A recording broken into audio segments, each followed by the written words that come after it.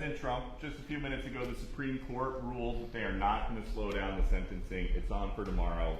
Now what? Well, they called for an appeal, and as you know, they acknowledged what the judge said about no penalty, and there's no penalty. But we're going to appeal anyway, just psychologically, because frankly, it's a disgrace. It's a judge that shouldn't have been on the case. He's a highly conflicted judge, and they called for an appeal. So I read it, and I thought it was a fair decision, actually. So I'll do my little thing tomorrow. They can have fun with their political opponent. As you know, I'm under a gag order from a judge. This is the first. This was an attack of a political opponent. And if you take a look at it, I'm not supposed to be talking about it, so I won't. I'm the first president and probably one of the first candidates in history that's under attack with a gag order, where I'm not allowed to speak about something. And they ought to find out what that's all about. And this is a long way from finished. And I respect the court's opinion. I think it was actually a very good opinion for us because you saw what they said. But they invited the appeal, and the appeal is on the bigger issue. So we'll see how it all works out. I think it's going to work out well. We beat Jack Smith. He's back, I hope, at The Hague, but I don't think he should be there either. He puts people in very bad positions, like giving people death penalties. I will tell you, Jack, he is a disgrace. We won all of those cases. We won most of the other cases, or they're limping along. We've had a lot of lawfare. These are all people that understand what's going on here very badly. This was an attack on the Republican Party. This was an attack on the Republican candidate who just won an election by record numbers, the highest number of Republican votes by far ever gotten. And we won all swing states, 7 swing states. We won the popular vote by millions of people. And that was the real vote. And I said it a long time ago, the real vote is that. And they tried to stop that from happening. They tried to stop this election from happening, or to bloody somebody up so badly they couldn't win. And the people got it. And again, we won by the largest number. Nobody's ever seen anything like that. It was conclusive. It was a massive, they say, the most consequential election in 129 years. And these people, the people know everything that you're asking. They've been studying this for 2 years as it went along. And hopefully it'll never happen again, an attack on a political opponent. So Peter will be appealing the decision. They're asking for an appeal. And that's on the fact, on what's going to happen, much more importantly than tomorrow. Off the top, you mentioned the Carter funeral today. What were you talking to Barack Obama about? It did look very friendly, I must say. I thought you guys hated each other. I didn't realize it, how friendly it looked. I saw it on your wonderful network just a little while ago before I came in, and I said, boy, they look like two people that like each other. And we probably do. We have little different philosophies, right? But we probably do. I don't know, we just got along. But I got along with just about everybody on that. We met backstage, as you know, before we went on. And I thought it was a beautiful service, but we all got along very well, which is good. In California, what specifically do you think Gavin Newsom and Karen Bass could have done differently to prepare for this $50 billion fire? You know, we have great governors in this room, and if you look at the way their states, I think I can say without exception, anybody doing poorly in here? I mean, without exception, we have great governors here that have done a great job with their states. And I don't think, and you'll probably, if there's a weak link, you're going to find it, and you're going to be asking the next question to that person. Gavin Newsom had an opportunity to have millions of gallons a week, a day, millions and millions of gallons come down from the north. And I was able to get him federal approval from that, from the Department of Commerce of all departments. I didn't realize it would go through Commerce. I would have thought environmental, but it goes through Commerce. I got all of the approvals, and he said, I don't want to sign it. I don't want the water. We don't need the water. I said, you need the water. Your reservoirs are empty, the whole place. You need the water. That was 5 years ago. And I had it all done. The work was all done. We sent it to him. He refused to sign it. And if you notice yesterday, the hydrants were empty. They didn't have any water, many of them. They said 20%, but now I just heard 50%, and now none of them have water. and that fire is still raging. He turned that down. I was going to give him unlimited water. It would come down, it really comes down from the north, way up north, including parts of Canada. It's so much water that they wouldn't know what to do with. Just the opposite would have happened. And that's the reason that this happened. He wouldn't do what we wanted, and we're going to force that upon him now, but it's very late, because I think it's one of the great catastrophes in the history of our nation. This is not just in Los Angeles. I've never seen anything like that, devastation. And we're talking about homes that cost $200, $300, $400 million. Nobody's ever seen anything like it. People that, and very influential people worldwide. I don't know that they ever go back either, because you know, they weren't happy with California. They weren't happy with Gavin Newsom. They weren't happy with their whole lifestyle there, with the crime being out of control, all the other problems. They were not happy. And it's going to be very interesting to see whether or not they're going to build, or whether somebody else is going to build and build a much lesser home. These were the most expensive homes outside of Palm Beach County. I see a list. Outside of Palm Beach, these were the most expensive homes anywhere in the world. And I don't think I think a lot of them are just not going to go back and build it. Plus, they don't want to be part of a construction site. They don't want to, they're building a home, another one's building, they're building in front of them, behind them, alongside of them.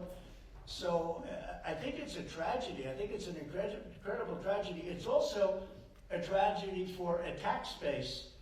And the governors know exactly what I'm talking, and I'd like to hear anybody talk about that. But if you're the governor of a state and you lost thousands of very rich people that were paying a lot of taxes and weren't happy about it, and weren't happy about what's happened to California, which has all the advantages of greatness, but they've had horrible politicians. I think that Gavin is largely incompetent, and I think the mayor is largely incompetent, and probably both of them are just stone cold incompetent. What they've done is terrible. Would anybody have a comment on that? Because when you talk about losing the tax base, you're losing a lot of, you're going to lose a lot of those people permanently. Those people pay billions of dollars in taxes. Governor, what about you? We got some great property in Louisiana. They'll be moving to a lot of your states. They'll be moving to Florida, I can tell you, I know that. But they're going to be moving to, you're going to pick up a lot, Texas. So it's a rough situation. I've never seen, I think it's one of the great catastrophes in the history of our country. Not even believable. President Biden's term, almost over. Before he goes, there's talk that he might trade a Gitmo al-Qaeda detainee, Mohammed Rahim, for 3 American hostages held by the Taliban. Should he do that? Well, I haven't looked at it. I will be looking at it. They're showing me tomorrow morning. They're showing me that there's a trade on. And trades, I have not been in favor of the trades they've made, but I'll be taking a look tomorrow. We'll announce something tomorrow. Don Jr. and some of your team just got back from Greenland.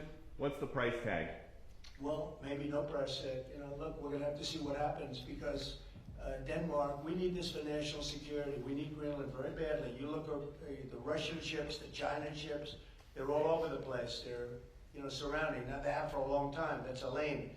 But we need that for national security. So I don't know that Denmark has any right, title, and interest, and we're going to find that. But I can tell you, you saw the clips that were released. The people of Greenland would love to become a state of the United States of America. We were greeted with tremendous love and affection and respect. The people would like to be a part of the United States. Now, Denmark maybe doesn't like it, but then we can't be too happy with Denmark, and maybe things have to happen with respect to Denmark having to do with tariffs. Because they have to do this, I think, for the free world. We need that to protect the free world. Is very important, and getting more important every year. When you were with all the Republican senators yesterday in Washington, which of your nominees do they think are going to have the hardest time getting confirmed? So we had a great meeting with almost every senator, Republican senator, and I would say that first it was a love fest. This is a love fest too, I believe. I'll let you know in about an hour. But this is pretty much a love fest. I mean, the governors aren't exactly chopped liver, right? This is a group of people that have done a phenomenal job, and especially when you see what's going on in Los Angeles and all. You look at the way they've run their states, it's incredible. I talk about it all the time. The top 25 states, and I don't believe we have any in the list of crime So every one of them is a Democrat-run state.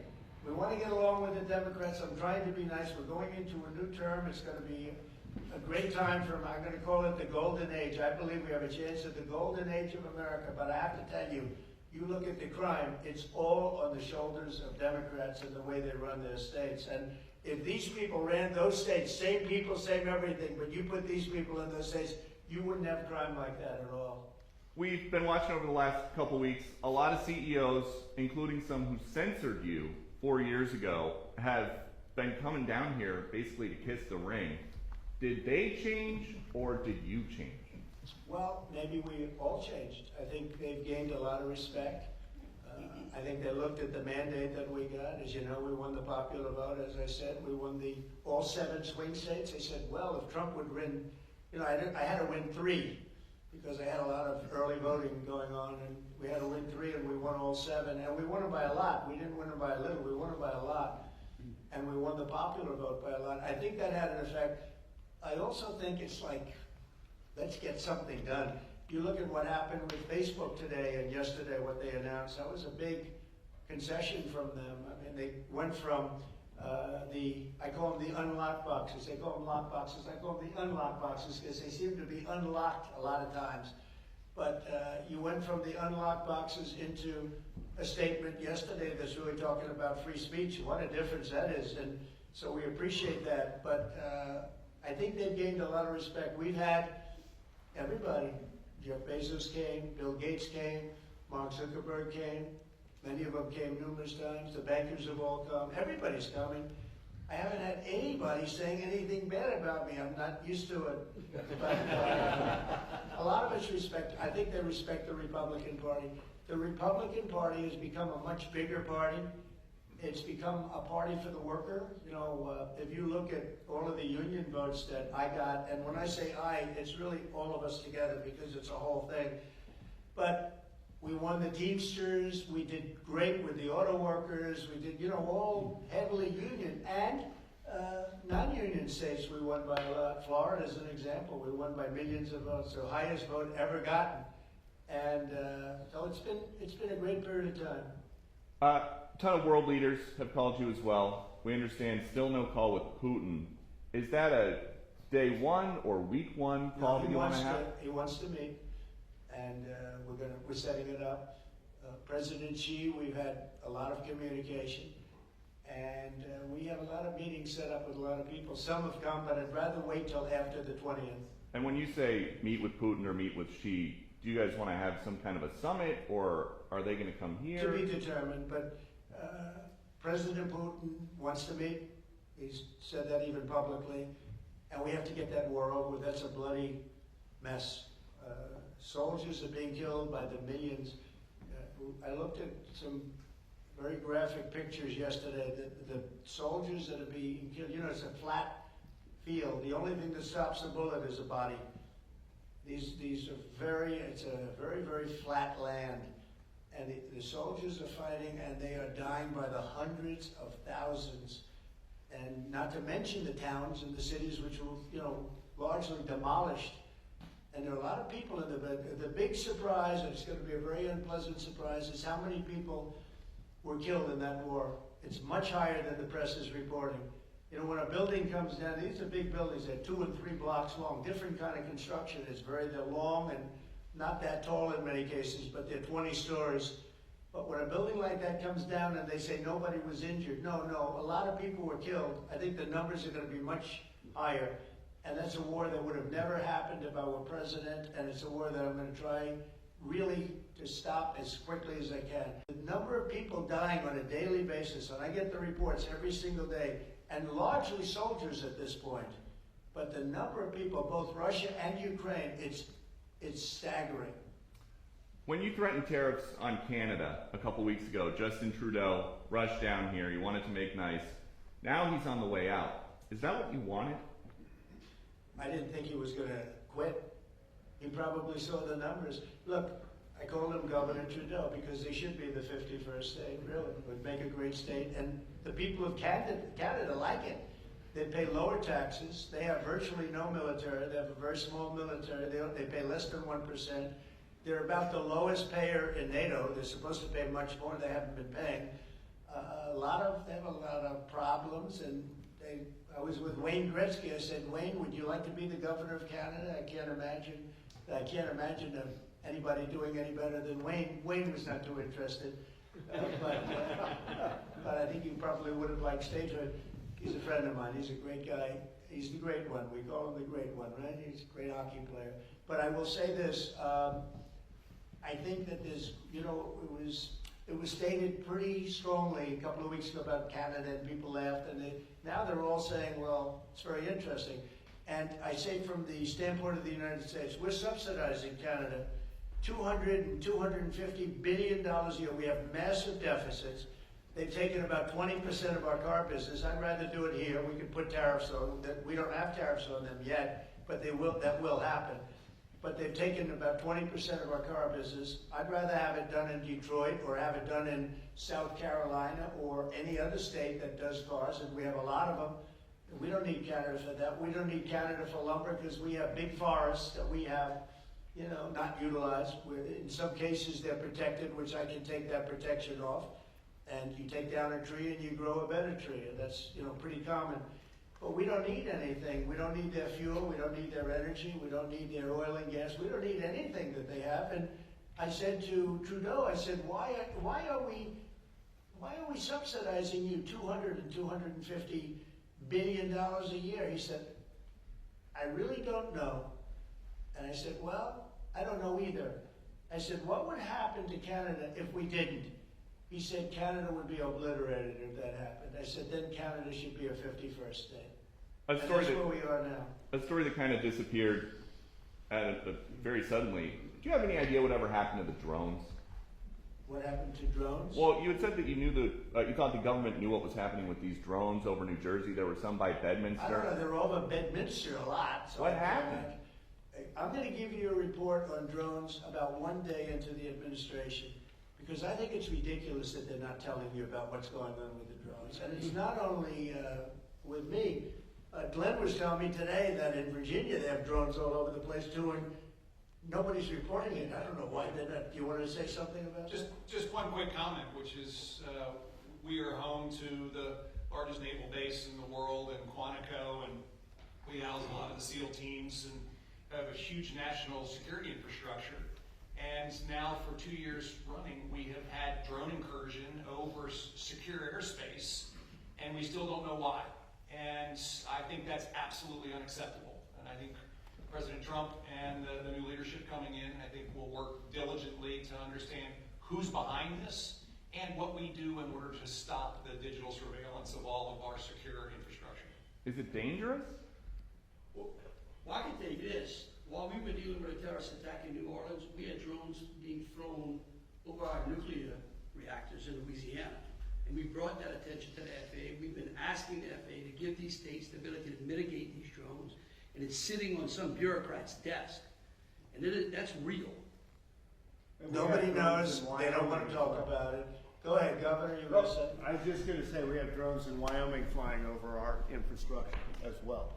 And it's incredibly frustrating that we not only have no way of knowing what it is, but nobody knows how to deal with them. They don't want to talk about it, and nobody knows why. They don't want to talk about it. That could be us sending drones. I hope that's the case, us doing it and doing research, and maybe they don't want to talk about it from that standpoint. I hope it's not an enemy, but we're going to find out on the 21st, the day after. You have to give me a little time for the inauguration, but shortly thereafter we'll give you a report on it. We'll tell you exactly what it is. They know, and it's very strange that they aren't talking about it. Peter, thank you very much. Does Biden do it? Does he do this kind of a news conference? This is my longest ever interview of a president. Yeah, well, the longest ever before this was one question, and they would rush you out of the room. Right? We have nothing to hide. Thank you all very much.